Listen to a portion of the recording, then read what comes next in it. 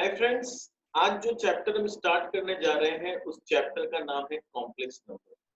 जैसे कि नाम से ही समझ में आ रहा है कॉम्प्लेक्स, पर ये चैप्टर उतना कॉम्प्लेक्स भी नहीं है। It's quite a simple chapter.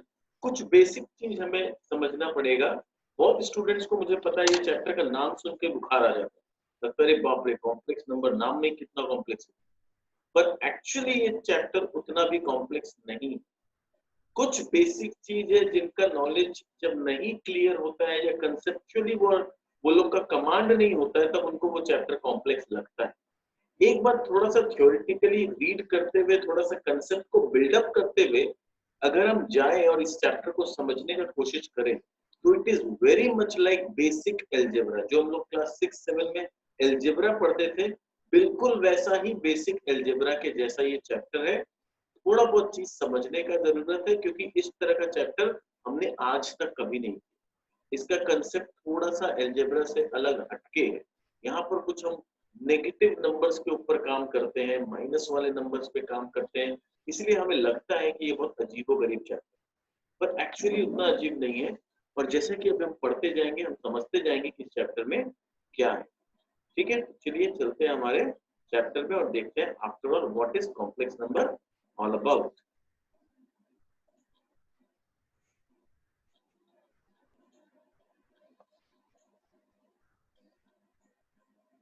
तो complex number, what is complex number, पहले समझते हैं कि कॉम्प्लेक्स नंबर होता क्या है। We know that all rational and irrational numbers form the set of real numbers. ठीक है, हम लोग को पता है कि जितने भी रैशनल और इरैशनल नंबर्स होते हैं, they form the set of real number, यानी सारे नंबर्स रियल नंबर्स होते हैं। And real numbers are used in most part of the mathematics. और हम लोग ज्यादातर मैथमेटिक्स में we deal only with real numbers, but the system of real number is not sufficient for solving all algebraic problem. ये देखो, हम लोग life में पहली बार ऐसा सुन रहे हैं कि सारे रियल नंबर्स की मदद से भी कुछ ऐसा एल्जेब्रिक प्रॉब्लम है जो हम शायद सॉल्व नहीं कर सकते। We cannot solve such problems. We introduce a new system to solve equations. तो जब ऐसा कुछ इक्वेशन हम सॉल्व नहीं कर सकते हैं, तो उन्हें सॉल्व करने के लिए हम एक नया सिस्टम डेवलप किए हैं, और वो नए सिस्टम का नाम है कॉम्प्लेक्स नंबर। सर, इस इक्वेशन को सॉल्व करने में प्रॉब्लम क्या है? चलो मैं एक बार करके दिखाता हूँ कि प्रॉब्लम क्या है। इसमें दिया है x square plus 1 is equal to 0। तो एक्स स्क्वायर का वैल्यू आ जाएगा -1। अब आज तक जितना भी मैथमेटिक्स हम पढ़े हैं, हम यही सीखे हैं, किसी का भी कोई स्क्वायर कभी नेगेटिव नहीं हो सकता। सपोज अगर मैं -2 का स्क्वायर दूं, तो ये अल्टीमेटली +4 ही आएगा। ठीक है, you will not gate -4, you will get +4। तो किसी भी नंबर का स्क्वायर कभी नेगेटिव नहीं हो सकता है, आज तक हम यही पढ़ते आए हैं। तो अगर वो चीज को हम यहाँ फॉलो करें, तो फिर how do I solve this equation? मैं x का वैल्यू निकालूं तो कैसे निकालूं? x का वैल्यू तो मेरा आ जा रहा है √1 और हम लोग यही जानते हैं कि रूट के अंदर कभी नेगेटिव नहीं आना चाहिए, पर यहाँ तो रूट के अंदर नेगेटिव आ गया। अब मैं क्या करूं? ठीक है, तो इस तरह का इक्वेशंस को सॉल्व करने के लिए एक नया सिस्टम डेवलप किया गया है। उस सिस्टम का नाम है इमेजिनरी सिस्टम, और उससे बिल्डअप होता है कॉम्प्लेक्स नंबर। सिस्टम नहीं है कॉम्प्लेक्स नंबर, सिस्टम है इमेजिनरी सिस्टम, और उसको बिल्डअप करके हम कॉम्प्लेक्स नंबर का पूरा एक कंसेप्ट बनाए। क्लियर? तो ये किसने इंट्रोड्यूस किया ये सिस्टम? यूलर ने। Euler introduced a symbol I for the positive square root of -1। तो पॉजिटिव स्क्वायर रूट ऑफ -1 के लिए उन्होंने क्या किया? उन्होंने एक सिंबल निकाल दिया आई। ठीक है, तो यहाँ पर जैसे हम लोग अटक गए थे √1 में, तो यूलर ने क्या किया? इसको बोल दिया आई, यानी √1 का नया नाम हो गया आई। तो अगर मैं इसको आई स्क्वायर करूं, तो आई स्क्वायर क्या हो जाएगा? -1। ठीक है, तो याद क्या रखना है? आई स्क्वायर इक्वल्स टू -1, या फिर आई इज इक्वल टू √1 -1। ठीक है, ये सिस्टम यूलर ने डेवलप किया। The number √1 denoted by I is called imaginary number, Thus, the square root of any negative real number is known as imaginary. तो आज के बाद क्या बन गया कि square root of any negative number, कोई भी नेगेटिव नंबर का अगर स्क्वायर रूट हो तो वो इमेजिनरी नंबर कहलाएगा। जैसे यहाँ देखो ये क्या है, रूट ओवर -2, तो हम इसको क्या करेंगे, रूट ओवर -2 बन गया रूट ओवर 2 इंटू आई। सर ये कैसे आ गया, चलो देखते हैं कैसे आ गया। अपने को दिया है रूट ओवर -2, तो इसको हम लिख सकते हैं रूट ओवर 2 इंटू -1। ठीक है, -2 को लिख सकता हूँ 2 इंटू -1। अब 2 इंटू -1 का मतलब हो गया root over 2 into root over -1। तो रूट ओवर 2 को तो हम रूट ओवर 2 लिख दिए, रूट ओवर -1 होता है आई, तो आ गया रूट 2 आई। तो नेक्स्ट टाइम क्या होगा, हम लोग इतना लंबा कैलकुलेशन में नहीं जाएंगे, हम डायरेक्टली यहाँ लिखते हैं।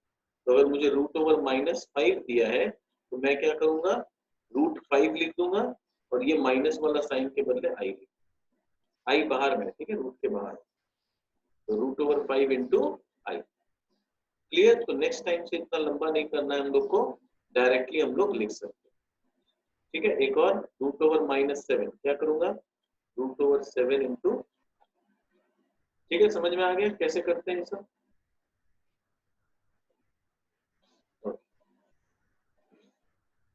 सो इससे फाइनली हम लोग कहाँ पहुंचे, अब आई का वैल्यूज अगर निकालना है, सपोज कोई नंबर है वो आई के पावर्स में, तो आई के पावर्स में अगर है तो एकदम सिंपल है, आई टू द पावर 2n अगर है ऐसा कुछ, तो आई स्क्वायर क्या होता है, -1 हमें पता है, तो आई स्क्वायर का वैल्यू -1 होता है। अब उस -1 टू द पावर n, तो अगर n का वैल्यू इवन होगा तो आंसर हमेशा 1 आएगा, और n का वैल्यू अगर ऑड होगा तो आंसर हमेशा माइनस। तो ये चीज नोट कर लेंगे। ठीक है, अभी कुछ एग्जांपल्स भी करेंगे, क्लियर हो जाएगा। मैं एक एग्जांपल लेके दिखाता हूँ। सपोज हमें दिया है i to the power 34। Sir अभी कैसे निकालें इसका वैल्यू, एकदम सिंपल है, पहले तो आई स्क्वायर बन, और ये आ जाएगा स्क्वायर यहाँ ले लिए तो ये आ जाएगा 17। ठीक है, तो मेरा बोलने का मतलब था कि आई स्क्वायर का वैल्यू तो -1 होता है, पता है। अब ये -1 टू द पावर क्या हो गया, 17। तो -1 के पावर में अगर ऑड नंबर है तो आंसर विल ऑलवेज बी -1। और वही अगर मैं ले लेता हूँ for example i to the power 36, तो अगर मैं i टू द पावर 36 लूं,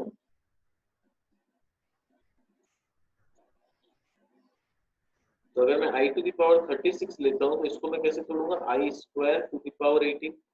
तो i स्क्वायर तो हो गया मेरा -1, -1 टू द पावर कोई भी इवन आया तो I will get 1 as the answer. तो कितना भी बड़ा नंबर हो, मेरे को अपना सिंपल सिस्टम लगाना है, पहले i स्क्वायर में आना, और i स्क्वायर में आने के बाद जो उसका रिमेनिंग पावर बचेगा वो अगर ऑड होगा तो आंसर इज -1, वो अगर इवन हुआ तो आंसर इज +1। ठीक है, एकदम क्लियर। अब आते हैं हम लोग डेफिनेशन, क्या है आखिर। A number of form a plus ib where a and b are real numbers and i square equals to -1, जो हम जानते हैं, is called a complex number। यानी ये जो कॉम्प्लेक्स नंबर ओवरऑल चीज है वो हमेशा a प्लस ib के फॉर्म में रिप्रेजेंट होता है, जहां a और b जो है ना वो रियल नंबर्स होते हैं और जो i है वो इमेजिनरी पार्ट होता है, यानी imaginary complex number. A complex number can also be defined in ordered pair। इसको हम ordered pair के पैटर्न में भी लिख सकते हैं, a, b of the real number a and b which is represented again by the symbol a plus ib। Sir बोलना क्या चाह रहा है, सिंपल भाषा में बोलना ये चाह रहा है कि जैसे अगर मैं कॉम्प्लेक्स नंबर को सिंबल z दे, ठीक है, जो कि उसका नॉर्मल सिंबल है, और मैंने कहा इट इज 5 + 4i, तो 5 + 4i में ये 5 और ये 4, ये दोनों क्या है, रियल नंबर, और ये i जो है ये एक्चुअली इमेजिनरी पार्ट, यानी इमेजिनरी नंबर जो उसको कॉम्प्लेक्स बनाता है। अब बोल रहा है इसको हम ऑर्डर्ड पेयर में भी लिख सकते हैं, ये तो स्टैंडर्ड फॉर्म है ही, इस तरह से लिखना a + ib के फॉर्म, या a प्लस बी आई के फॉर्म में, जैसे भी इसको हम ऑर्डर्ड पेयर में अगर लिखेंगे तो 5,4, यानी इसका मेन स्टैंडर्ड फॉर्म है x प्लस आई वाई, ठीक है, जो कि हमने यहाँ लिखा x प्लस आई वाई, वाई का वैल्यू हो गया 4, x का वैल्यू हो गया 5। तो वही x और y के वैल्यू को अगर हम कोऑर्डिनेट के भाषा में, जो ऑर्डर्ड पेयर जिसको बोलते हैं, उसके भाषा में लिखें तो 5,4 हो गया, ठीक है।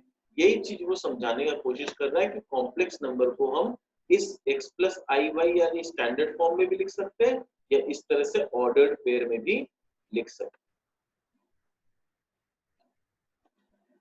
तो कंक्लूजन क्या निकला?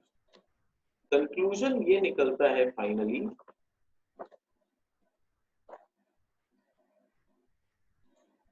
कि 10 z is a complex number. मैंने बोला z उसका स्टैंडर्ड फॉर्म है जिसको हम कॉम्प्लेक्स नंबर जैसे रिप्रेजेंट करते हैं, हमेशा z के फॉर्म में रिप्रेजेंट करते हैं। Thus, if z is a complex number such that z is equal to a plus ib, then a is called the real part, क्योंकि a जो है यहाँ पर कोई i नहीं है, तो a वाला पार्ट जो है उसको हम रियल पार्ट ऑफ z बोलते हैं, and b is called the imaginary part of z। तो ये जो b यानी a plus ib है, तो ib जो ये राइट हैंड साइड वाला पोर्शन है, क्योंकि b के बगल में i है, तो ये b को हम इमेजिनरी पार्ट ऑफ z बोलते हैं। And we write as a is real part of z and b is imaginary part of z. Thus real number plus imaginary number ये दोनों मिला के बनता है कॉम्प्लेक्स। समझ में है? कॉम्प्लेक्स नंबर क्या होता है? It is a combination of the real number and imaginary. z को हम लोग a प्लस आई बी लिखते हैं मोस्ट ऑफ द टाइम, हमें पता ही है a plus I B, X plus I Y, जो लिखना लिखो इस पैटर्न में। अब क्या हो जाता है इस पैटर्न में, इफ b इज 0, अगर मान लो b वाला पोर्शन 0 हो गया तो क्या होगा कि b वाला पोर्शन अगर 0 हो जाता है तो मेरे पास बचेगा सिर्फ a, और a क्या है? मेरा रियल पार्ट है, इमेजिनरी पार्ट तो 0 हो गया। तो if b is equal to 0, हम बोलेंगे z इज प्योरली रियल। तो अगर b वाला पोर्शन 0 हो गया तो z क्या हो जाएगा? Purely real. और अगर a वाला पोर्शन 0 हो गया तो यहाँ पर गायब हो गया, तो ये खाली ib बचा, तो z becomes purely imaginary। if a and b both are 0, तो फिर z का एक्सिस्टेंस ही खत्म, z is 0। so real number 2 may be written as 2 plus I into 0। तो रियल नंबर जो 2 है उसको हम 2 plus I into 0 लिख सकते हैं। अगर मुझे बोला जाए कि इसको कॉम्प्लेक्स नंबर के फॉर्म में लिख के दिखाओ, तो बोलेंगे सर मेरे पास तो खाली 2 है, मैं b क्या लिखूं? b को 0 ले लो। अगर बोला है लिख के दिखाओ तो लिख के दिखाओ, which is of form a plus ib, and therefore 2 may be considered as a complex number whose imaginary part is 0। तो फिर हम बोलेंगे 2 एक कॉम्प्लेक्स नंबर है जिसका इमेजिनरी पार्ट 0 है। क्लियर एकदम? क्या है? अब हम लोग आते हैं फंडामेंटल ऑपरेशंस। फंडामेंटल ऑपरेशन किसको बोलते हैं सर? तो फंडामेंटल ऑपरेशन का सिंपल सा मतलब है जो प्लस माइनस इनटू डिवाइड हम बचपन से सीखते जा रहे हैं, उसी को हम फंडामेंटल ऑपरेशंस बोलते हैं, ठीक है, नथिंग न्यू। ठीक है, तो अब देखते हैं कि यहाँ पर कॉम्प्लेक्स नंबर में प्लस माइनस इनटू डिवाइड कैसे किया जाता है। ठीक है, एडिशन ऑफ कॉम्प्लेक्स नंबर। तो अगर मेरे पास दो अलग अलग कॉम्प्लेक्स नंबर है a plus I b plus c plus i d, तो इसको सॉल्व करके आता है a plus c plus i into b plus d. अब देखो ये सब जब हम लोग इस तरह से लिखते हैं ना, तो ये देख के बहुत मतलब थोड़ा टफ जैसा लगता है कि बाप रे क्यों a प्लस सी लिखती है, आई कॉमन ले। इसको कुछ लर्न करने का जरूरत नहीं है। Let me teach you in a very simple way कि इसको करते कैसे। ठीक है, एकदम सिंपल लैंग्वेज में समझो। मेरे को एक z1 दिया है 2 प्लस 3x, और एक मेरे को z2 दिया है 4 प्लस 5।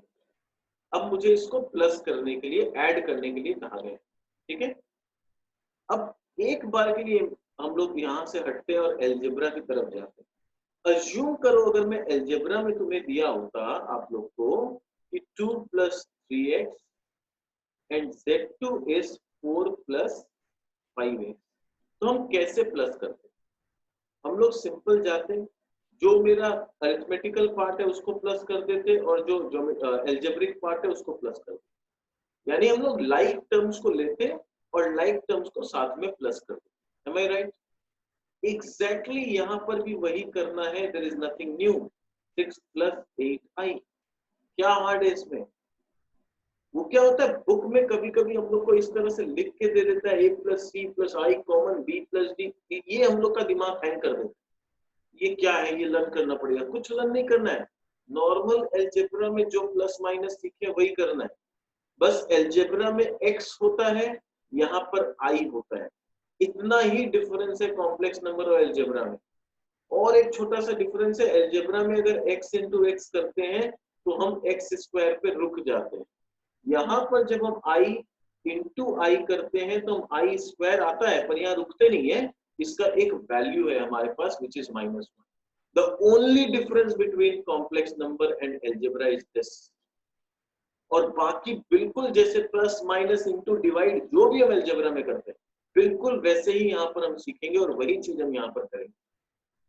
ठीक है, बस एल्जेब्रा में वहां x होता है, यहाँ पर हमारे पास i होता है, इतना ही डिफरेंस। चलो अब सब्ट्रैक्शन सीखते हैं। अगर मैंने z1 दिया 4 प्लस 8i और z2 दिया 3 प्लस 2i और मैंने बोला अब इन दोनों को सब्ट्रैक्ट करो।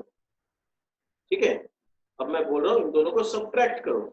तो एल्जेब्रा में जैसे सब्ट्रैक्ट होता है, लाइक टर्म्स एक आपस में सब्ट्रैक्ट होते हैं, तो 4 और 3 माइनस हो जाएगा तो 1 बच जाएगा, और ये 8 माइनस 2 प्लस 6 आएगा तो प्लस 6 है।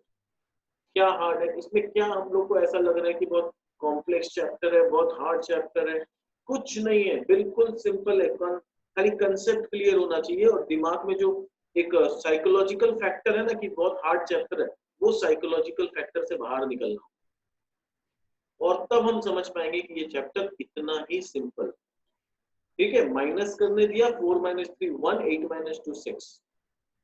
ठीक है सर, अगर दूसरा बड़ा नंबर नीचे हो तो क्या फर्क पड़ेगा? चलो 3 प्लस 2i ऊपर ले लेते हैं और 4 प्लस 8i नीचे ले लेते हैं। अब माइनस करने को तो -1 माइनस 6i, माइनस अगर कॉमन ले ले तो 1 प्लस 6i हो गया। क्या प्रॉब्लम है? ठीक है, अगर हम माइनस को कॉमन ले लेंगे तो 1 प्लस 6i ब्रैकेट में आ जाएगा। इतना ही तो प्लस माइनस करना है इस चैप्टर में। अब आते हैं हम लोग मल्टीप्लीकेशन में। अगर मैंने दिया z1 is 2 plus 3i and z2 is say 2 plus 4i, अब बोल रहा है इन दोनों को मल्टीप्लाई करके देखो। तो z1 क्या है 2 plus 3i और z2 है 2 plus 4i। अब मैं बोल रहा हूँ इनको मल्टीप्लाई करो, तो कोई प्रॉब्लम नहीं है। जैसे मल्टीप्लाई अलजेब्रा में x को लेके करते थे वैसे ही यहाँ पर i को लेके करेंगे। कुछ लर्न नहीं करना, पहले करेंगे 2 को इन दोनों से, तो 2 2 जा 4 प्लस 8i 2 4 जा 8i प्लस 3 2 जा 6i प्लस 3 4 जा 12 and i into i is i square. बस जैसे कहीं पर मुझे i स्क्वायर दिखे मेरी आंखें चौड़ी हो जानी चाहिए। i स्क्वायर दिखते ही दिमाग में घंटी बजना चाहिए -1, बस वहां पर ध्यान देना। अब क्या करना है, ये हो गया 4 प्लस 49 प्लस 12 इंटू माइनस, जहां आई स्क्वायर देखे वही -1 का घंटी दिमाग में बच जाना, इतना ही ध्यान रखना। अब ये क्या हो गया 4 माइनस 12 यानी -8 plus 14i, that is my answer. ठीक है, देखो नॉर्मल जो मल्टीप्लिकेशन हम सीखते हैं अलजेब्रा में वही नॉर्मल मल्टीप्लिकेशन में कर रहा हूं, कुछ नया नहीं सीखना है हमें। बिल्कुल simple plus minus into divide जो हम लोग बचपन से अलजेब्रा में सीखे हैं वही करना है। बस एक बात का ध्यान देना है, जहां मुझे आई स्क्वायर दिखा वहां -1 पुट कर। That is the only difference between algebra and complex number जो हमें ध्यान रखना। ठीक है, तो प्लस सीख लिए, माइनस सीख लिए, इंटू सीख लिए, क्या बचा डिवाइड। तो चलो डिवाइड भी सीख लेते हैं। डिवाइड में क्या है, सपोज मुझे दिया गया है 4 plus 3i and z2 is 2 plus 3। अब बोला डिवाइड करो, तो 4 plus 3i divide by 2 plus 3। अब इसमें देखो नॉर्मली डिवाइड नहीं होता, एक चीज इसमें दिमाग में रख लो कि यहाँ डिवाइड बोल के प्रॉपर कुछ नहीं होता है। ये जैसे इररेशनल नंबर्स वाले चैप्टर में, रैशनल इररेशनल वाले चैप्टर में हम रैशनलाइज करते थे जब रूट में कुछ होता था। जैसे हम लोग के पास 4 plus √3 डिवाइड बाई 2 plus √3 अगर मैं देता, ठीक है, तो अपने क्या करते हैं, रैशनलाइज करते हैं इसको 2 minus √3 बाई 2 minus √3 ऐसे करके फिर सॉल्व करते हैं। वही पैटर्न यहाँ पर कॉम्प्लेक्स नंबर में डिवीजन के पास। तो हम लोग क्या करते हैं, 2 minus 3i by 2 minus 3i। अब ऊपर वाला तो जो जैसे मल्टीप्लाई करना सीखे मल्टीप्लाई कर लेंगे, मैं दोबारा मल्टीप्लाई में नहीं जा रहा हूँ। नीचे में क्या हो जाएगा, a plus b into a minus b के पैटर्न में आ गया, ठीक है। a plus b into a, तो हम लोग को क्या पता है, ये होता है a square minus b square, ठीक है। तो ऊपर में 4 plus 3i into 2 minus 3i जो होगा ये हो गया 4 और ये हो गया प्लस 9। सर प्लस क्यों हो गया, 3 का स्क्वायर होता है 9 और i का स्क्वायर होता है -1, तो वो -1 इस माइनस को प्लस बना देगा, तो ये 4 plus 9 होगा। तो नेक्स्ट टाइम से क्या होगा, ये चीज हमें बार बार फेस करना पड़ेगा, तो एकदम दिमाग में ये चीज रट लो ऑलमोस्ट कि a plus ib into a minus ib is equal to a square plus b। इसको एकदम याद करो, क्योंकि ये हमें बार बार ऐसा हम लोग फेस करेंगे। तो बार बार सोचना नहीं पड़े कि माइनस करे प्लस करे, क्योंकि एक्सपेंशन में होता है a plus b into a minus b is a square minus b square। तो यहाँ पर हम प्लस क्यों बोल रहे हैं, तो i है उस वजह से हम उल्टा करो। तो इसको एज ए फॉर्मूला की तरह चाहिए याद कर लो कि a plus ib into a minus ib is equal to a square plus b square। तो नेक्स्ट टाइम से क्या होगा, ज्यादा सोचना नहीं पड़ेगा, फटाक से हम लोग कर पाएंगे। इनको मल्टीप्लाई जैसे अभी मैंने सिखाया कर लो। सर ऊपर तो i रह गया, दोनों तरफ से i कभी गायब नहीं कर सकते, एक चीज दिमाग में बैठा लो, दोनों तरफ कभी i गायब नहीं होगा, ऊपर रहेगा या तो नीचे रहेगा, दोनों में से एक जगह तो i रहेगा ही रहेगा। अब हम लोग को क्या है डिसीजन लेना कि ऊपर i रखना है कि नीचे i रखना, पर हमेशा हम लोग नीचे का i गायब करते हैं। Denominator should be plain, denominator में i नहीं होना चाहिए, न्यूमरेटर में i होगा हम लोग मैनेज कर लेंगे, पर डिनोमिनेटर में i नहीं होना चाहिए, ठीक है। तो हम लोग सीख लिए प्लस कैसे करते हैं, माइनस कैसे करते हैं, इनटू कैसे करते हैं और डिवाइड कैसे करते हैं। अब कुछ टर्म्स को समझते हैं कि इस चैप्टर में और कुछ टर्म्स जो है उसका क्या मतलब है और उसको कैसे कैलकुलेट किया जाता है, ठीक है।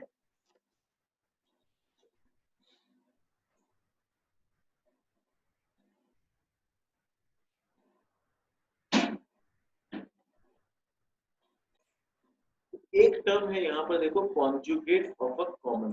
अच्छा यहाँ पर एक चीज है, मल्टीप्लिकेशन मैंने सिखा दिया था, यहाँ पर एक प्रॉपर्टीज है जो ये फॉलो करता है कॉम्प्लेक्स नंबर, पर इसका बहुत ज्यादा हमें जरूरत नहीं पड़ता, ठीक है। It's not a very much useful thing, बस जानने के लिए कि z1 into z2 will always give you z2 into z1।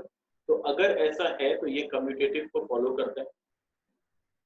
z1 into z2 into z3 will always be equal to z1 into z2 अलग से z, तो ये associative को भी फॉलो करता है। और अगर z1 कॉमन लेके z2 plus z3 करें और फिर z1 into z2 plus z1 into z3 करें तो भी ये इक्वल होगा, यानी ये डिस्ट्रीब्यूटिव लॉ को भी फॉलो करता है। तो इन शॉर्ट जैसे मैंने अलजेब्रा के बारे में बताया, बिल्कुल अलजेब्रा की तरह ये कम्यूटेटिव प्रॉपर्टी, एसोसिएटिव प्रॉपर्टी और डिस्ट्रीब्यूटिव प्रॉपर्टी तीनों को फॉलो करता है, ठीक है। इसका जरूरत पड़ेगा, इसका जरूरत सम प्रूफ करते समय ऐसा कुछ नहीं पड़ेगा, ये खाली नॉलेज के लिए ध्यान में रखना है कि ये अलजेब्रा के जैसा है और तीनों चीज फॉलो करते हैं। Conjugate of a complex number क्या हो, so if z is equal to a plus ib then conjugate of z हो जाता है a minus ib। अगर मैं सिंपल भाषा में बात करूं तो सिंपल भाषा में इसका मतलब है कि जो रैशनलाइजिंग फैक्टर होता है, जैसे हमने देखा यहाँ पर कि नीचे जब 2 plus 3i था तो उसको रैशनलाइज किया मैंने, 2 प्लस रूट 3 था, तो उसको मैंने रैशनलाइज किया 2 माइनस रूट 3। ठीक है, उसी तरह से यहाँ पर जब 2 प्लस 3 आई था तो मैंने इसको ऊपर नीचे 2 माइनस 3 है, तो ये जो बीच में प्लस होता है उसको जो रैशनलाइज करने के लिए हम दूसरा यूज करते हैं माइनस वाला फैक्टर, या अगर माइनस होता तो प्लस वाले फैक्टर को यूज करते हैं, उसी को कॉन्जुगेट बोलते हैं। यानी रैशनलाइजिंग फैक्टर का दूसरा नाम है कॉन्जुगेट, और उसको सिंबल दिया जाता है z बार। ठीक है, क्या सिंबल देते हैं? z bar. तो कॉम्प्लेक्स नंबर का सिंबल है z, उसके कॉन्जुगेट का सिंबल है z बार।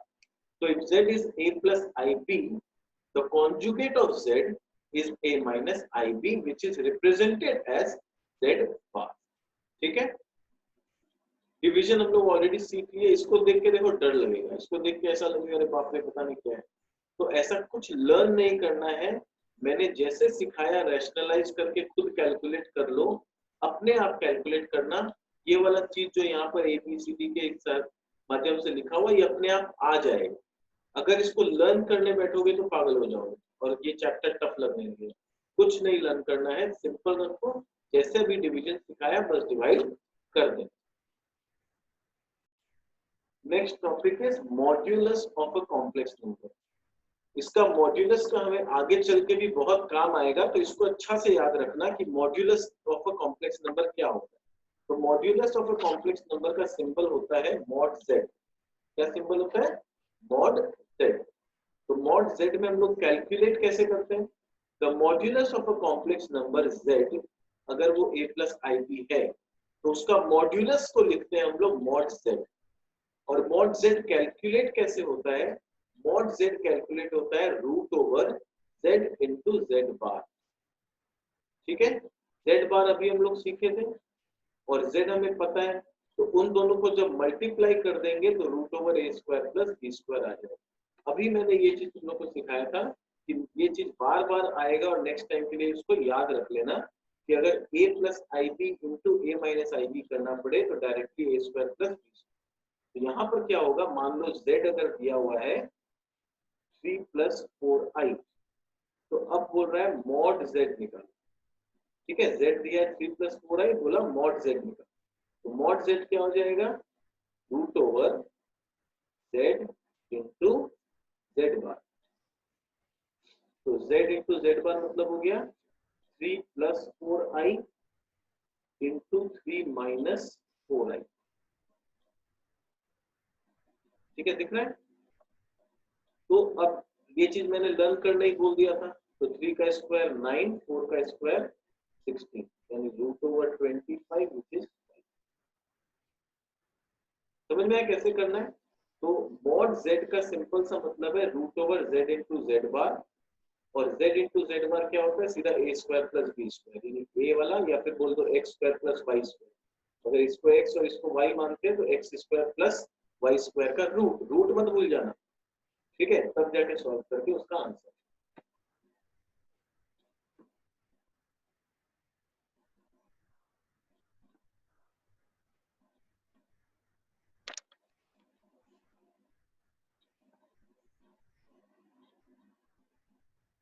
ठीक है, अब देखते हैं इनवर्स ऑफ कॉम्प्लेक्स नंबर क्या होता है। हम लोग क्या सीख लिए? कॉन्जुगेट सीख लिए, मॉड्यूलस सीख लिए। अब आते हैं inverse of complex number. For any non zero complex number z equals to a plus ib, e complex number, z equals to a plus ib which belongs to complex number, we can find a complex number x plus iy such that a plus ib into x plus iy equals to 1।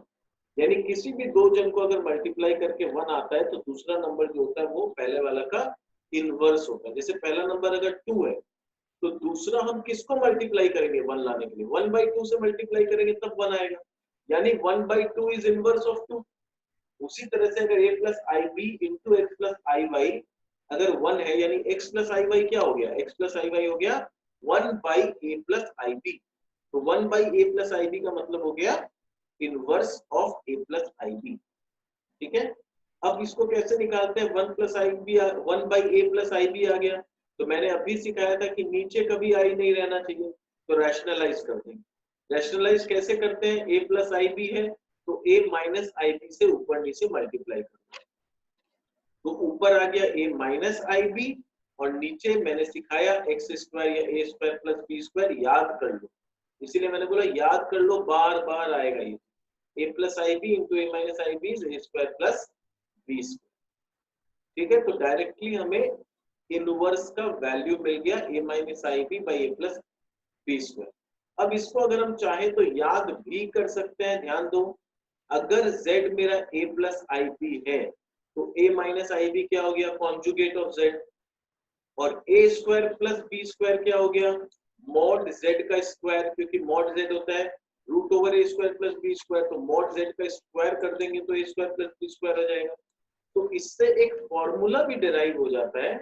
अगर आपको formula याद नहीं है कोई बात नहीं, ऐसे calculate कर लें, कोई दिक्कत नहीं, पर फॉर्मूला अगर याद कर सके तो हमें पता होना चाहिए कि z inverse is equal to z bar divide by mod z का square, simple.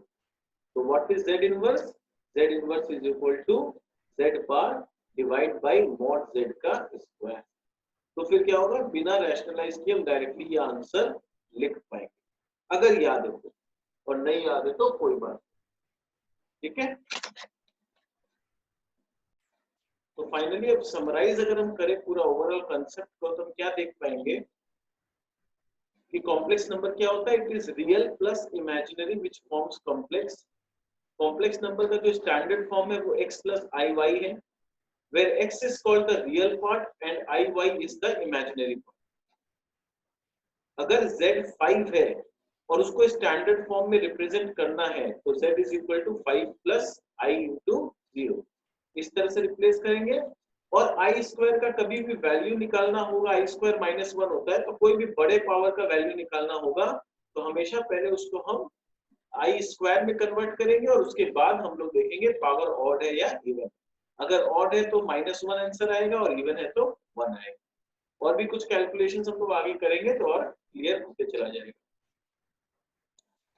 Now let's look at some of the properties की प्रॉपर्टीज क्या होता है।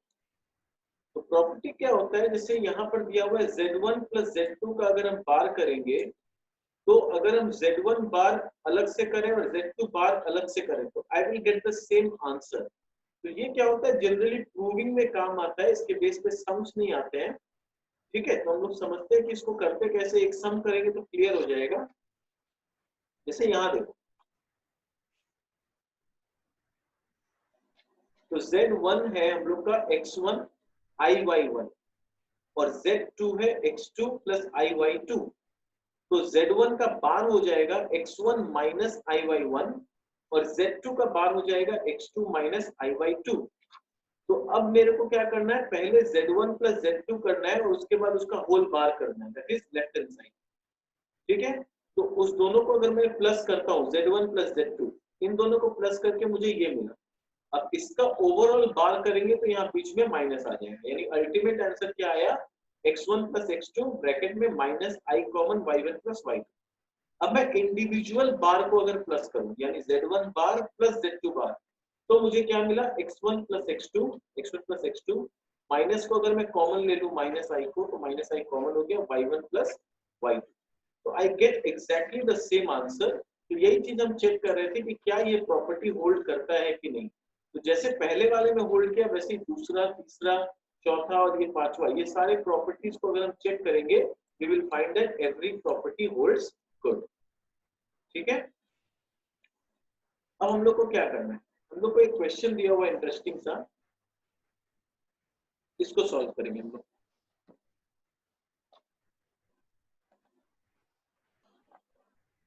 यहाँ देखो दिया हुआ है,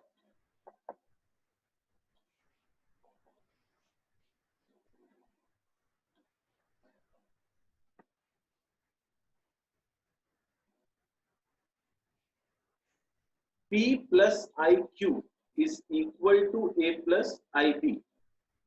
P plus IQ कितना हो गया, A plus IB by C plus ID, और बोल रहा है प्रूफ करो that P square plus Q square is equal to A square plus B square by C square plus D square. तो अब हम लोग को पता है कि p प्लस आई क्यू है, अगर इसे मैं इसके कॉन्जुगेट से मल्टीप्लाई कर दूं तो I will gate p square plus q square. ठीक है, ये हम लोग शुरू से करते आए हैं कि अगर कोई एक मॉड्यूलस को उसको कॉन्जुगेट से अगर मल्टीप्लाई कर देते हैं तो हम लोग को a square plus b square मिलता है, और सिमिलरली इसको कॉन्जुगेट से मल्टीप्लाई कर दूंगा तो a square plus b square, इसको भी कॉन्जुगेट से मल्टीप्लाई कर दूंगा तो c square plus d square. पर क्वेश्चन आता है मैं क्या बोल के मल्टीप्लाई करूं, तो मैं करूंगा इसको बोलूंगा taking mod on both sides. अब एक बार दोबारा से देख लेते हैं मॉड का मतलब क्या था। मॉड का मतलब था रूट ओवर, ठीक है, z इंटू जेड बार, और मैं तो यही बोला मुझे कॉन्जुगेट से मल्टीप्लाई करना है, तो अगर मैं दोनों में मॉड ले लूं तो मेरे को रूट ओवर मिल जाएगा और कॉन्जुगेट से मल्टीप्लाई करने मिल जाएगा। जैसे यहाँ पर क्वेश्चन जो मेरे पास है वो है p प्लस आई क्यू, तो p प्लस आई क्यू है, अगर मैं इसका मॉड ले लूं p प्लस आई क्यू का तो मुझे आंसर क्या मिलेगा, root over p square plus q square. LHS हो गया। सिमिलरली RHS में भी अगर मैं मॉड ले लूं, ठीक है, मैं RHS में क्या था a plus I b by c plus i d, तो a प्लस आई बी इसका मॉड ले लूं तो मुझे मिलेगा root over a square plus b square, और मैं c प्लस आई डी का भी मॉड ले लूं तो मुझे मिलेगा c square plus d square. तो taking mod on both sides करूंगा, ये दोनों डिवीजन में है तो मुझे ये भी डिवीजन में मिल जाएंगे, तो taking mod on both sides I get this is equal to this, फिर स्क्वायरिंग बोथ साइड्स कर देंगे तो रूट हट जाएगा जैसे यहाँ किया हुआ है। Taking mod on both sides मेरे को ये मिल गया, तो मेरा आंसर आया root over p square plus q square equals to whole root over a square plus b square by c square plus d square, फिर स्क्वायरिंग बोथ साइड्स कर दिए तो p square plus q square equals to a square plus b square by c square plus d square. ये बहुत popular question है, बहुत बार exam में आता है, तो इसको बहुत ध्यान रखना कि ऐसा कभी रहे तो हम लोग को taking mod on both sides करना पड़ेगा। ठीक है, इज इट ओके? ओके, ये एम्पलीट्यूड वाला हम लोग बाद में एक साथ करेंगे, अभी मैं इस क्वेश्चन को डिस्कस नहीं कर रहा हूँ, अभी हम लोग पोलर फॉर्म और एम्पलीट्यूड दोनों साथ में सीखेंगे तो क्लियर हो जाएगा। ठीक है, अब जो नेक्स्ट टॉपिक हम लोग करने जा रहे हैं वो टॉपिक है how to find the argument, यानी थीटा कैसे कैलकुलेट करते हैं। ये एक छोटा सा कैलकुलेशन है, फिर इसका हेल्प हमें पड़ेगा जब हम लोग पोलर फॉर्म सीखेंगे कि पोलर फॉर्म क्या होता है। और ये जो दो टॉपिक अब हम सीखने जा रहे हैं वो ऑलमोस्ट इस चैप्टर का सबसे इंपॉर्टेंट टॉपिक है और इससे डेफिनेटली क्वेश्चन आता है एग्जाम में, तो बहुत ध्यान से समझना कि इसको कैसे करते हैं। जैसे हम लोग को दिया है z is equal to x plus I y, अब बोल रहे हैं इसमें आर्ग्यूमेंट थीटा निकालो, तो आर्ग्यूमेंट थीटा बोलते किसको है पहले तो ये समझ। तो मान लो हम लोग एक अपना एरोगेंट प्लेन बनाते हैं, ये जो ग्राफिकल शीट दिख रहा है, ये जो एक्स को एक्सिस वाई एक्सिस, उसको इस चैप्टर में एरोगेंट प्लेन बोलते हैं।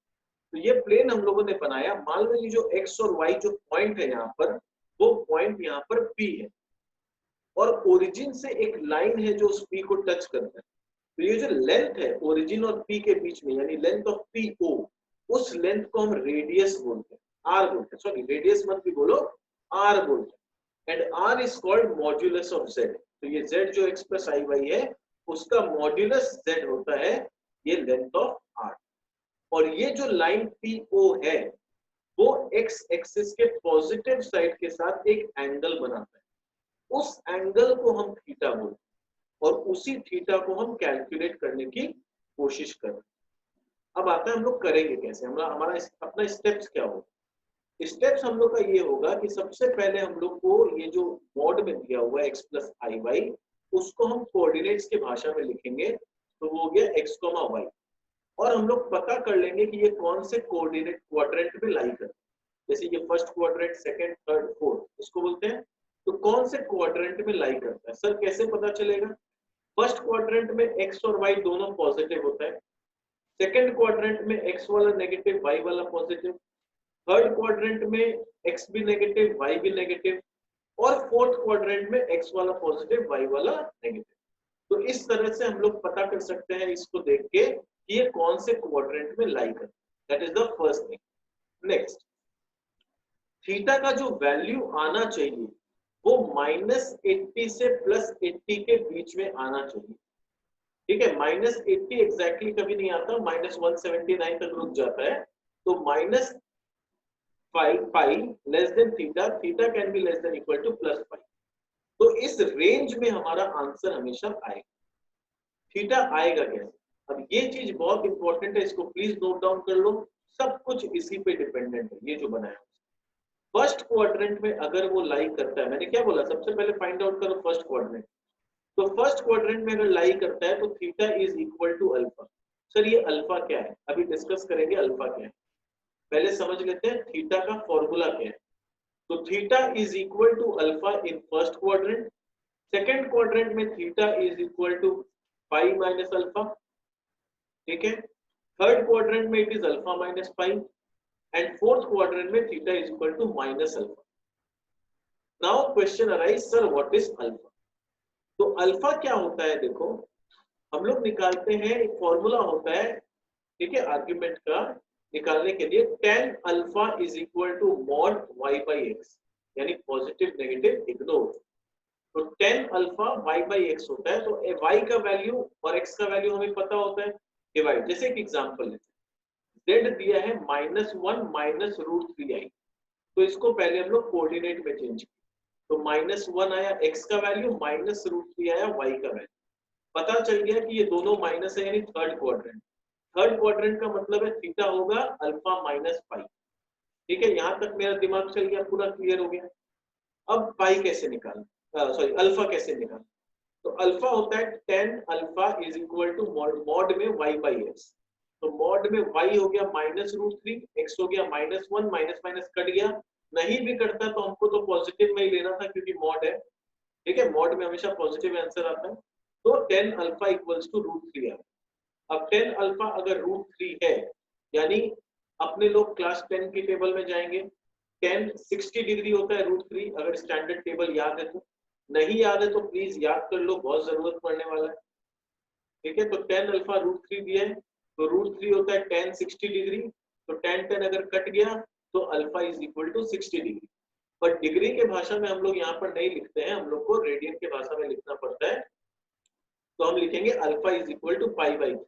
अगर रेडियन का भाषा नहीं पता है तो सिंपल मैं समझा दूं, यहाँ पर पाई का मतलब होता है 180 डिग्री।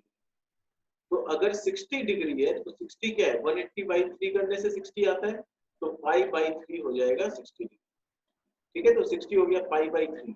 अब थीटा का क्या है फॉर्मूला? थीटा है अल्फा माइनस पाई। तो अल्फा मेरा आ गया पाई बाई 3, तो थीटा हो जाएगा पाई बाई 3 माइनस अल्फा। तो ये हो गया -2 पाई बाई 3। क्लियर? कैसे निकालते हैं थीटा? एक बार दोबारा से देख लो थीटा निकालने का तरीका, यहाँ एग्जांपल से। मेरे को क्वेश्चन में दिया हुआ है -1 माइनस √3i। तो x का वैल्यू -1, y का वैल्यू -√3। कहाँ फॉल करेगा मैं यहाँ से चेक कर लेता हूँ। माइनस माइनस है तो थर्ड क्वाड्रेंट। थर्ड क्वाड्रेंट का नियम क्या है? अल्फा माइनस पाई। तो ये नियम सारा मुझे याद होना चाहिए। अब मैं tan अल्फा निकालूंगा, जो होता है mod y by x. Value put किया, अल्फा tan अल्फा आ गया √3 यानी tan 60। तो अल्फा आ गया 60 degree which is pi by 3। अब अल्फा का वैल्यू आ गया, तो थीटा क्या है मेरा? थीटा है अल्फा माइनस पाई। तो पाई बाई 3 माइनस पाई कर दिए, -2 पाई बाई 3 है। तो ये मेरा हो गया आर्गुमेंट, यानी थीटा जो मैं निकालने की कोशिश कर रहा हूं। ठीक है, तो ये हमें आ गया थीटा निकालना। अब हम सीखेंगे पोलर फॉर्म क्या होता है और पोलर फॉर्म में इक्वेशन को कैसे कन्वर्ट करते हैं, which is again a very important topic.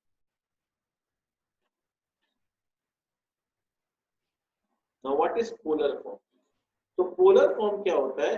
अगर standard form z equals to x plus I y है, तो उसी का पोलर फॉर्म होता है r into cos theta plus i sign theta. ठीक है, अगर z x प्लस आई वाई है तो उसका पोलर फॉर्म क्या होता है? r into cos theta plus i sine theta. अभी r का हम लोग जिक्र किए थे यहाँ पर, ये जो p और o के बीच में जो डिस्टेंस होता है, इस लेंथ को हम लोग r बोलते हैं, विच इज मॉडुलस z। वही r का यहाँ पर बात होता है। ठीक है, तो वही r का अब यूसेज यहाँ पर हमें समझ में आएगा, यूज क्या। तो पोलर फॉर्म ऑफ z हो गया r into cos theta plus i sine. अब पोलर फॉर्म में लिखने के लिए मेरे को क्या चाहिए? r का वैल्यू चाहिए, पहला चीज। और दूसरा थीटा का वैल्यू चाहिए। थीटा का वैल्यू कैसे निकालते हैं, अभी जस्ट हम लोगों ने सीखा कि थीटा कैसे निकाला जाए। अब सीखना है आर कैसे निकालते हैं, और आर निकालना इज वेरी सिंपल। हमें पता है आर क्या है, मॉड्यूलस जेड। मॉड्यूलस जेड का मतलब होता है root over x square plus y square. तो आर भी आ गया और थीटा भी आ गया, तो मेरा काम बिल्कुल आसान हो गया। ठीक है, देखो z सपोज क्वेश्चन दिया 1 प्लस रूट 3i, तो मैं पहले क्या करूंगा, इसको कोऑर्डिनेट में चेंज कर लूंगा। तो x का वैल्यू हो गया 1, y का वैल्यू हो गया रूट 3, यानी दोनों पॉजिटिव है तो they are lying in the first quadrant. ठीक है, r कैसे निकलेगा, root over x square plus y square. Solve करके r का वैल्यू आ गया 2। अब मुझे निकालना है अल्फा, तो tan अल्फा होता है y बाई एक्स, यानी tan alpha is root 3 by 1। So tan alpha root 3, again root 3 क्या होता है, tan 60 डिग्री।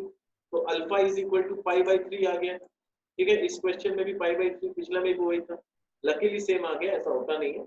तो अल्फा पाई बाई 3 आ गया।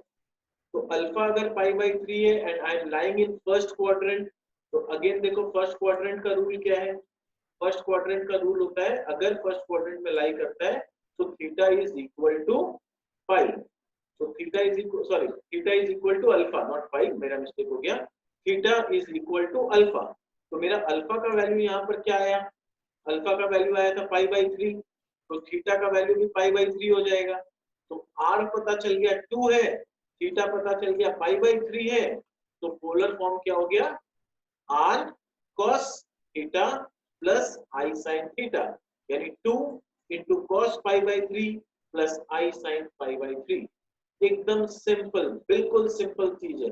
ये पोलर फॉर्म बहुत जन को बहुत टफ लगता है, क्यों, क्योंकि उनका थीटा का कंसेप्ट बहुत ज्यादा स्ट्रॉन्ग नहीं होता है, उनको क्लियरिटी नहीं होता है कि थीटा कैसे निकालते हैं, उनको ये क्लियरिटी नहीं होता है कि कौन से क्वाड्रेंट में क्या ये फॉर्मूला लगता है, तब जाके ये कंफ्यूजिंग लगता है। ये एकदम दिमाग में रखो, बहुत एकदम इजी चीज है। एक बार दोबारा से रिपीट करता हूँ, पोलर फॉर्म क्या होता है, x प्लस आई वाई स्टैंडर्ड फॉर्म है। पोलर फॉर्म सिर्फ हो जाता है r cos थीटा प्लस आई sin थीटा। दो ही चीज निकालना है, r और यहाँ पुट कर देना है, थीटा और यहाँ पुट कर देना है। थीटा हमने अभी सीखा था कैसे निकालते हैं, r बहुत सिंपल है, root over x square plus y square. तो जैसे ही क्वेश्चन आया हम 1 प्लस रूट 3 आई दिया, तो 1 आ गया x, y आ गया रूट 3, और क्योंकि दोनों पॉजिटिव है फर्स्ट क्वाड्रेंट में लाई करेगा। फर्स्ट क्वाड्रेंट का मतलब हो गया alpha is equal to theta. तो मतलब क्या होता है कि alpha is equal to theta, जो अल्फा का वैल्यू होगा वही थीटा का वैल्यू होगा। और आर कैसे निकालेंगे, root over x square plus y square, जो सॉल्व करके आसानी से 2 आ गया। अब सिर्फ अल्फा निकलना है, अल्फा होता है tan alpha is y by x, तो tan अल्फा आ गया tan 60 degree, that is pi by 3, तो alpha is equal to pi by 3। तो अल्फा पाई बाई 3 है तो थीटा भी पाई बाई 3 आ जाएगा। और अब यहाँ पर r की जगह 2 बैठा देंगे, थीटा की जगह पाई बाई 3 बैठा देंगे, दैट्स इट। इसी को बोलते हैं पोलर फॉर्म। पोलर फॉर्म में इतना ही सीखने का होता है और कुछ, और ये पैटर्न अगर मुझे पता है तो क्वेश्चन अब चाहे कुछ भी हो, हम आराम से इसको पोलर फॉर्म में कन्वर्ट कर सकते हैं। ठीक है, अब हम लोग आगे बढ़ते हैं हमारे नेक्स्ट टॉपिक पे। अब जो हमारा नेक्स्ट टॉपिक है इसमें हम लोग सीखेंगे कि कॉम्प्लेक्स नंबर का स्क्वायर रूट कैसे निकालते हैं। ठीक है, स्क्वायर रूट अगर निकालने बोले, सपोज फॉर एग्जांपल मुझे क्वेश्चन दिया है find the square root of 3 प्लस 4i।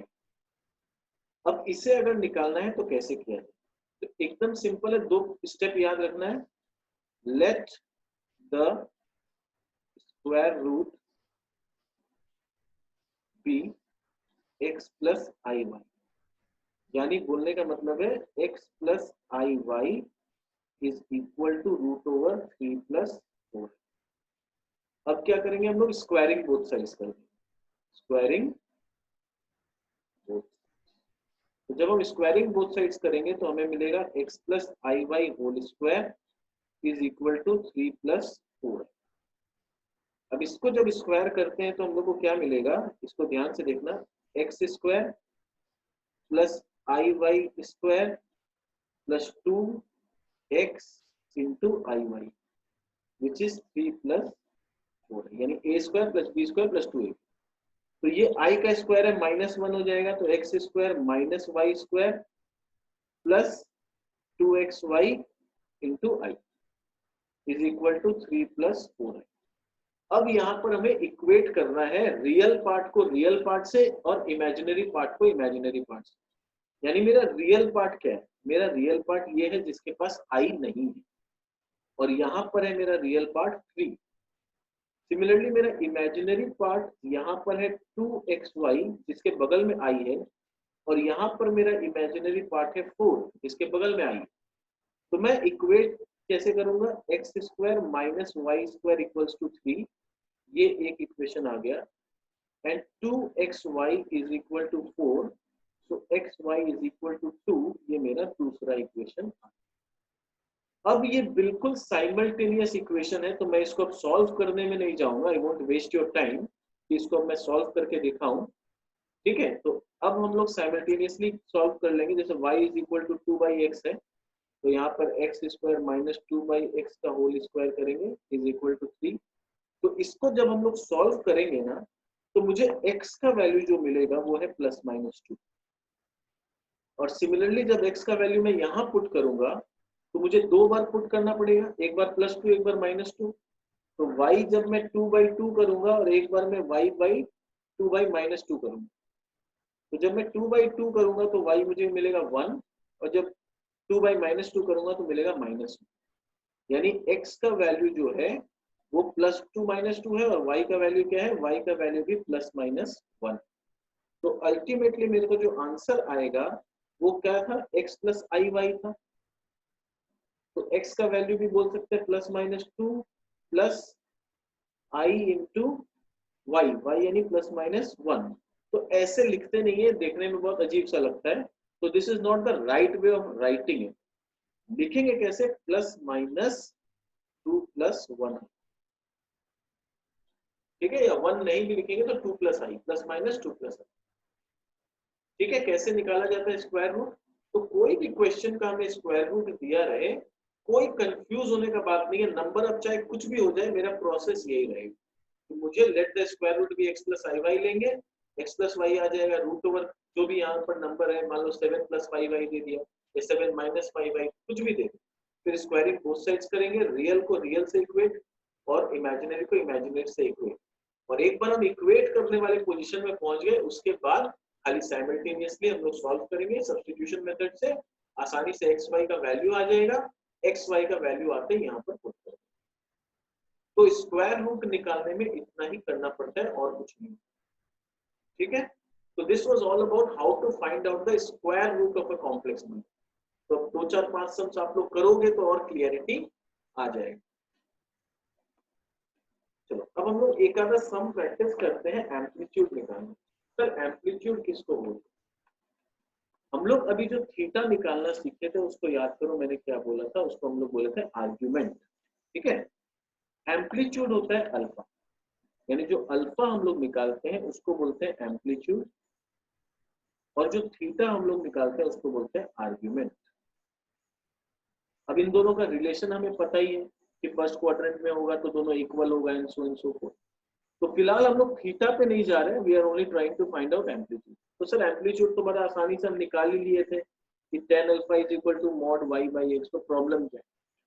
प्रॉब्लम कुछ नहीं है, प्रॉब्लम बस ऐसा होता है कि कभी कभी क्वेश्चन हम लोग को आसानी से नहीं दिया रहता है, तो उसको हम लोग को सॉल्व करके अपने सिस्टम में ढालना पड़ता है। ठीक है सर, इसका मतलब क्या? सपोज हमें दिया हुआ है z is equal to 1 + i divide by 1 + 1/i, ऐसा दिया। तो यहां से तो हम y और x का वैल्यू नहीं निकाल सकते, पहले तो इसको सिंपल बनाना पड़ेगा। तो इसको सिंप्लीफाई जब हम करेंगे ना, तब जाके हमको अपने स्टैंडर्ड फॉर्म में मिलेगा x + iy के फॉर्म में। और जब इस फॉर्म में कन्वर्ट होगा तब यहाँ इस फॉर्मूला का काम, यानी इस फॉर्मूला का इंपॉर्टेंस नहीं, इंपॉर्टेंस है इसको सॉल्व करके इस फॉर्म में कन्वर्ट करना, कि क्या हम इसको सॉल्व करके ऐसे कन्वर्ट कर पा रहे हैं। तो बस ये एक एग्जांपल सीख लेते हैं कि कैसे इसको किया जाता है, तो नेक्स्ट आप लोग आसानी से कर पाओ। तो 1 + i डिवाइड बाई, इसको एलसीएम लेंगे तो i + 1/i हो जाएगा। तो ये हो जाएगा 1 + i into i by 1 + i। ठीक है, तो 1 + i 1 + i कट गया, तो बचा क्या, सिर्फ i बचा। तो सिर्फ i का मतलब हो गया कि z is equal to 0 plus 1i। जब रियल पार्ट कुछ नहीं है तो 0 मानते हैं। तो इसका मतलब x का वैल्यू आ गया 0 और y का वैल्यू आ गया 1। तो अब मुझे अगर एम्पलीट्यूड निकालना है, यानी tan alpha is equal to mod y by x, तो tan alpha is equal to mod 1 by 0। ठीक है, तो मॉड 1 बाई 0 का मतलब क्या हो गया, इसका मतलब हो गया tan alpha is equal to infinity. अब सर इंफिनिटी किसको बोलते हैं, तो अब याद करो कि इंफिनिटी किसको बोलते हैं, tan 90 का वैल्यू इंफिनिटी होता है। तो हम लोग tan alpha is equal to tan 90 करेंगे, तो alpha is equal to 90 degree, that is alpha is equal to 5/2। This is my final answer. ये जो अल्फा 5/2 निकला उसी को हम लोग बोलते हैं एम्पलीट्यूड। ठीक है, तो ऐसे ही कुछ क्वेश्चंस आ सकते हैं एग्जाम में, तो हम कंफ्यूज नहीं हो। हम लोग को अगर ऐसा कुछ देगा तो पहले सॉल्व करके स्टैंडर्ड फॉर्म में लाना पड़ेगा। स्टैंडर्ड फॉर्म में आके जब x और y का वैल्यू मिलेगा तब हम अल्फा निकाल पाएंगे। ठीक है, और अल्फा को एम्पलीट्यूड बोलते हैं और थीटा को हम लोग आर्ग्यूमेंट बोलते हैं। फिर हम लोग स्क्वायर रूट सीख ही लिए। अब हम लोग आते हैं अपना last topic of this chapter, that is cube root of unity. अब क्यूब रूट ऑफ यूनिटी क्या होता है इसको भी हम लोग ध्यान से समझेंगे। तो हम लोग का नेक्स्ट टॉपिक है क्यूब रूट ऑफ यूनिटी। अब क्यूब रूट ऑफ यूनिटी क्या होता है, तो नॉर्मली जब लोग रियल नंबर्स वाले कंसेप्ट में पढ़ते हैं तो हम जानते हैं 1 का पावर चाहे क्यूब हो या क्यूब रूट हो, आंसर इज ऑलवेज 1। पर यहाँ पर हमें सीखने मिलता है कि यहाँ पर 1 का क्यूब रूट निकालने से I get few unrealistic answers as well, जो हम आज तक नहीं सीखे हैं। तो देखो 1 का क्यूब रूट कैसे निकाला जाता है, तो x is equal to cube root of 1 assume करें, तो x cube should be equal to 1, यानी अगर 1 को इधर भेज दे तो x cube minus 1 should be equal to 0। तो इसको फिर फैक्टराइज किया a cube minus b cube में, तो a minus b a square plus ab plus b square, तो ये फॉर्मूला में फैक्टराइज किया, that should be equal to 0। अब यहां से कितना वैल्यूज आएगा x का, तो एक तो आ जाएगा x minus 1 equals to 0, so इधर x minus 1 equals to 0, so x is equal to 1, और दूसरा आएगा x square plus x plus 1 equals to 0। इसमें जब हम लोग सिद्धाचार्य फॉर्मूला लगा के अप्लाई करते हैं, आई होप सबको पता है सिद्धाचार्य फॉर्मूला, तो उसमें जब हम लोग अप्लाई करते हैं तो I get two different answers, -1 plus minus root over -3, तो रूट ओवर -3 हो गया √3 into i whole divide by 2। तो thus there are 3 cube roots of unity. एक तो सबसे पहले जो 1 आ गया, दूसरा -1 प्लस √3i/2, क्योंकि ये प्लस माइनस है तो एक बार प्लस लेंगे एक बार माइनस लेंगे। यहाँ पर देखो यहाँ बीच में प्लस माइनस है, तो एक बार प्लस एक बार माइनस, और दूसरा -1 माइनस √3i/2। तो these are the 3 cube roots of unity. Of these 1 is real, खाली 1 जो है वही रियल है, एंड अदर्स आर कॉम्प्लेक्स, तो बाकी जो 2 आया वो कॉम्प्लेक्स।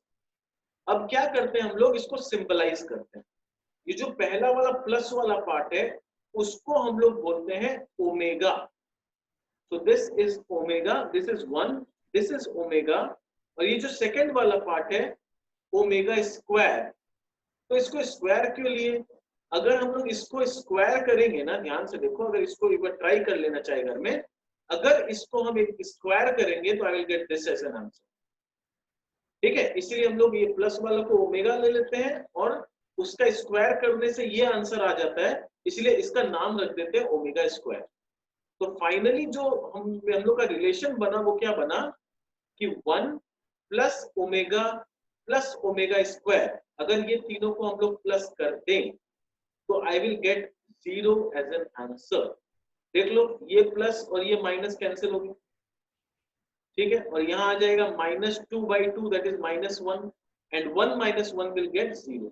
यानी 1 प्लस ओमेगा स्क्वायर, ये तीनों को अगर हम एड अप कर दें, ठीक है, तो आई विल गेट 0। एक बार ट्राई कर लो चाहे तो प्लस करके, देखो क्या आता है, ये आ जाएगा 0। और नेक्स्ट चीज क्या है, ओमेगा क्यूब।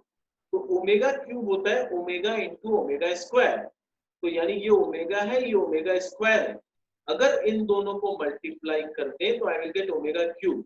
एक बार मल्टीप्लाई करके देख लो क्या आता है, इन दोनों को अगर मल्टीप्लाई करने जाएंगे तो I will get 1 as an answer. तो अल्टीमेटली मेरे को दो इंपॉर्टेंट जो रिजल्ट मिला, जो याद रखना है, ये इसके मदद से सारे सम सॉल्व करेंगे। तो 1 plus omega square equals to 0 and omega cube is equal to 1। ठीक है, since omega is the root of x cube equals to 1, so omega cube also 1।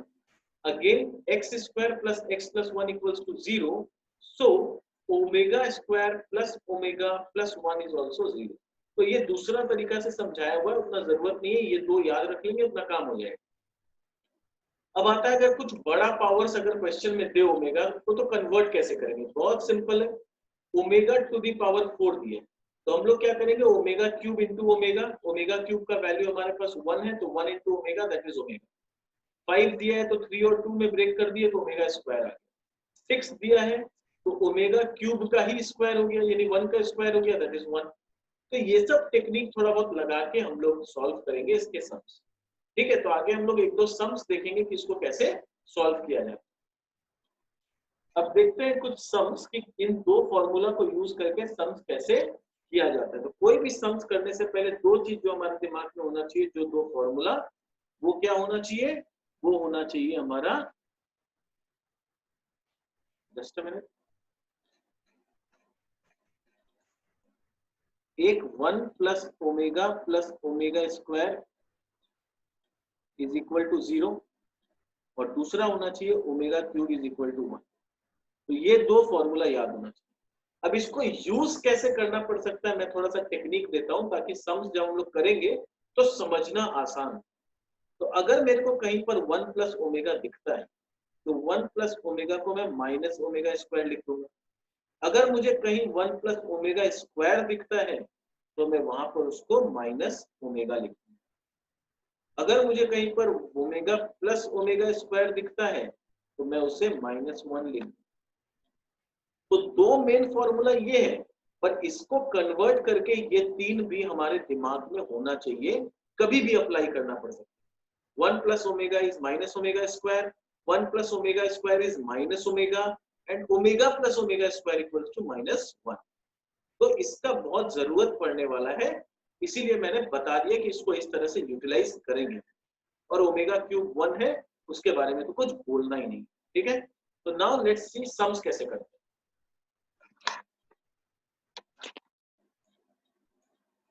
देखो यहाँ क्वेश्चन है 1 minus 3 omega plus omega square into 1 plus omega minus 3 omega square equals to 16, यानी LHS को solve करके 16 ला के दिखाना है। तो हम लोग को पता है 1 प्लस ओमेगा स्क्वायर 0 होता है, तो यहाँ मेरे को 1 दिखा प्लस ओमेगा स्क्वायर दिखा। तो अभी मैंने क्या सिखाया था, 1 प्लस ओमेगा स्क्वायर दिखेगा तो मैं क्या लिखूंगा? अगर आप लोग को याद हो तो मैं यहाँ से दिखाने का कोशिश कर रहा हूँ। अभी मैंने बोला था अगर मेरे को 1 प्लस ओमेगा स्क्वायर दिखेगा तो मैं उसको माइनस ओमेगा बोलूंगा। तो मैंने क्या किया, 1 प्लस ओमेगा स्क्वायर को हम लोग क्या कर दिए, so we know that 1 plus omega square is 0, तो 1 plus omega square is minus omega and 1 plus omega is minus omega square। तो यहाँ पर 1 plus omega square जो है इसको मैंने माइनस ओमेगा लिख दिया और यहाँ -3 ओमेगा ऑलरेडी था, तो ये हो गया -4 ओमेगा। यहाँ पर 1 प्लस ओमेगा ऑलरेडी था तो उसको मैंने माइनस ओमेगा स्क्वायर लिख दिया, तो माइनस ओमेगा स्क्वायर और -3 ओमेगा स्क्वायर हो गया -4 ओमेगा स्क्वायर। तो -4 omega into -4 omega square, minus minus plus 4 4 16 omega cube. Omega cube क्या होता है 1, तो 16 इंटू 1 इज 16। देखो सो सिंपल, ये बहुत आसान है, बस यही जो छोटा छोटा टेक्निक्स है वो यूज करना। चलो एक और क्वेश्चन करते हैं। We have omega cube as 1, तो इसका मतलब हो गया omega into omega square is equal to 1। तो अगर कहीं पर जरूरत पड़ा तो ओमेगा स्क्वायर का वैल्यू अगर निकालना पड़ा मुझे, तो मैं क्या निकाल सकता हूँ, ओमेगा स्क्वायर का वैल्यू 1 बाई ओमेगा निकाल सकता हूँ, या फिर ओमेगा का वैल्यू मैं 1 बाई ओमेगा स्क्वायर लिख सकता हूँ।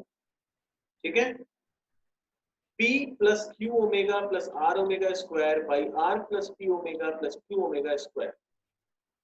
ठीक है, अपने को प्रूव क्या करना, अपने को प्रूव करना था कि प्रूव करो that this is equal to omega square, या फिर सिर्फ इसको सॉल्व करने दिया। दोनों हो सकता है, प्रूफ करने देगा कि प्रूफ करके ओमेगा स्क्वायर लाओ, या फिर सिंपली बोलेगा सॉल्व करो। तो यहां से मैं क्या किया, ओमेगा स्क्वायर कॉमन ले लिया, तो आया p by omega square plus q by omega plus r, और नीचे में r plus p omega plus q omega square है। तो अब क्या करेंगे, ओमेगा स्क्वायर ऑलरेडी मेरे पास है, ठीक है, तो ओमेगा स्क्वायर बाहर कॉमन लिया हुआ है, यहाँ देखो p बाई ओमेगा स्क्वायर, यानी 1 बाई ओमेगा स्क्वायर का वैल्यू क्या है, ओमेगा, तो p बाई ओमेगा स्क्वायर को मैं p इंटू ओमेगा लिख दिया। फिर 1 बाई ओमेगा का वैल्यू क्या है, वो है omega square, 1 by omega is omega square, तो q बाई ओमेगा को मैं q ओमेगा स्क्वायर लिख दिया, और ये r को r ही रहने दिया। तो ये ब्रैकेट वाला चीज और नीचे डिनोमिनेटर में जो है वो दोनों सेम आ गया, तो कट गया, तो अल्टीमेटली क्या बचा, ओमेगा स्क्वायर। देखो कैलकुलेशन इज वेरी सिंपल, थोड़ा सा दिमाग लगाना है कि जो दो फॉर्मूला है उसको कैसे यूटिलाइज करना है, और दोनों सब में मैंने दोनों टेक्निक दिखा दिया कि कैसे यूटिलाइज किया जा सकता है। तो पहला सब में हमने ये वाला टेक्निक सीखा था